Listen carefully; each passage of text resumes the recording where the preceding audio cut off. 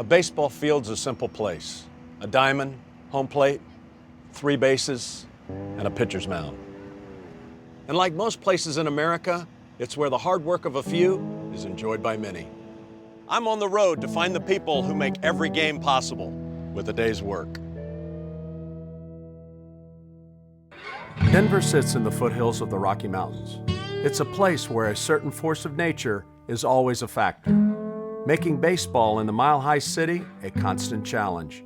Coors Field has had to take unique steps to keep a level playing field. When you play at a mile high here in Denver, you can only build the park so big. Exactly. The whole essence of it is really to keep the ball to its truest size, weight, moisture. I mean, we're at the highest point here and the driest point here. And also trying to keep the ball in the park. Exactly, exactly. There's something about thin air here. I'm here with Alan Bossart, visiting clubhouse manager for the Rockies. Although every park has a job like his, he takes part in a process unlike any other in the league. When Major League Baseball tried to figure out a process of keeping the ball in the ballpark, the humidor's actually done the trick. Done its duty. Its true job is to keep the essence of the ball the way it came to us, without shrinkage, dryness, for pitchers who aren't able to grip the ball. And it really doesn't give the Colorado Rockies an advantage. Nope.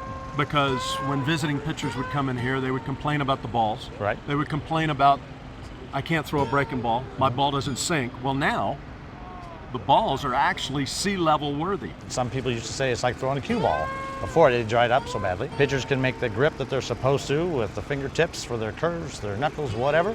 Whether the thinner air doesn't give it the break as it will, that's a naturalization we can't help. It doesn't give the break that it might at sea level. But as far as grip and weight and size and moisture, that's the duty of the humidor, and it's doing its job. Not many have access to the keys of the humidor. Jay Alves assures that the baseballs inside are safe and secure. It's sanctioned by MLB, right?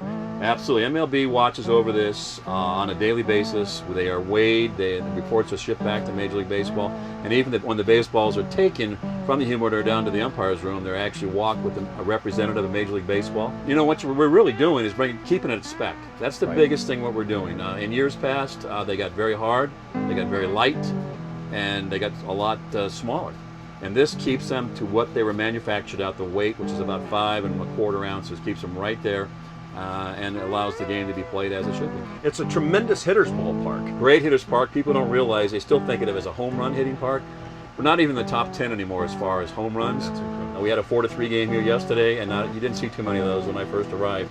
Had an awful lot of 11-10, 14-13, and even the long games, 3 hours, 45 minutes, 4-hour games.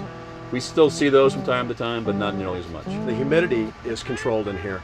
How about the temperature? Temperature's right at 70, humidity's right at 50%. Everything within this humidor is controlled. And incubation period for a baseball is approximately 2 months? Yeah, about 2 months once they arrive. How long has the humidor been around? 2001. One of our engineers, he realized, hey, my leather boots that I hunt with during the winter are drying out during the summer, and they're getting really hard, and they're getting very dry. Baseball's also made out of leather. Maybe they're doing the same things. Well, a lot of times they say that you can't bring science into baseball, but the humidor has brought baseball into the 21st century. Yes, it is. Jay, thank you. It's been a pleasure. Thanks, yeah. Back in the day, guys would use tobacco juice and dirt to give the ball that special feel. Today, that is replaced by regulation mud. Well, Alan, here we are in the chain of custody. We're in the umpire's room, and we're going to get our hands dirty, so I've got to take off the rings and give us a little rundown on where the mud's from. Well, basically it's a very discrete location. They say the Mississippi River, the Delaware River, through Major League Baseball authorized, comes to us each season. Basically we have to get it into the right working texture, if you will. Get in, get after it. You gotta have enough grit. Okay. You gotta give it this way. The first one's usually that's a little dark. Yeah, well, wait till you see mine. The first one's usually a dirt clod. But you do have to work the mud in. You just can't, pop it in and throw it down. Because the umpire does, when he pulls it out, he can see it. Doesn't like it, boom, it's gone too. Don't just rub it. You have to work it into the leather. Round you go, grab and growl. That's a good one right here. That's a good one. How long have you been with Colorado? I'm the longest tenured employee of the organization. I'll be rolling up on 22 years. Wow. I've been blessed with a unique opportunity from being in the marketing side with promotions and getting entertainment, TV broadcasting. I was on the baseball commission to bring the team, and I just feel privileged to still be a part of doing something unique with baseball, such as the humidor. Well, Alan, I appreciate it. Getting our hands dirty. My pleasure. Hey, man, I'm clean and you're dirty. We didn't do that right. Enjoyed it. My pleasure. Just a little perspective on how the little white rat gets done in Colorado. As long as there are games here at Coors Field, the baseballs will always have a unique journey. From the months they spend in the humidor, to the day they get mudded, to the time they become a curveball or a home run out of the park. Here in Denver, even at a mile high, they make sure that baseball stays the same. Not bad. I'll give you a B+. Appreciate it. Yeah. Working on that A+, though.